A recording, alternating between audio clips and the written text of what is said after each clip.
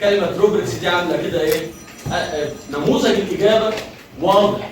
بمعنى ايه؟ لو عندي مساله وعليها مثلا 3 درجات، فباجي اقول في النموذج اللي يحل الخطوه اللي يقول القانون ياخد درجه، اللي يعوض مثلا بيعمل كذا درجه، النتيجه النهائيه درجه. اذا لو طالب ما وصلش للحل النهائي لكن عمل خطوه او خطوتين، ايه اللي يحصل؟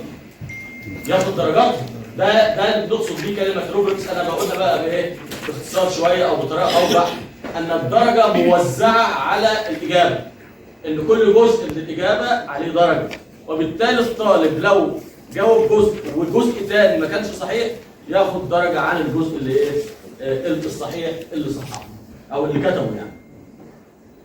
ان شاء الله هيبقى في نموذج امتحان بعد نص السنه الثاني باذن الله هنعرضه على حضرتك. انا النهارده حريص على ان انا اقول لك اللغه العربيه كم سؤال، كم سؤال فيها مقالي، كم سؤال فيها اختيار متعدد عليه درجه، وكم سؤال من الاختيار متعدد عليهم درجتين. طب المقالي هيجي في اي موضوع؟ ده اللي احنا هنتكلم فيه النهارده، وده اللي انا حابب الناس تيجي علشان ولادنا. انا كل اللي طالبه منهم ان هم يذاكروا بس. الدنيا تبقى واضحه وشفافه. مواصفات الورقه الامتحانيه دي اللي عاملها المركز القومي للامتحانات، اللي الامتحان بيخرج من البنك عليها.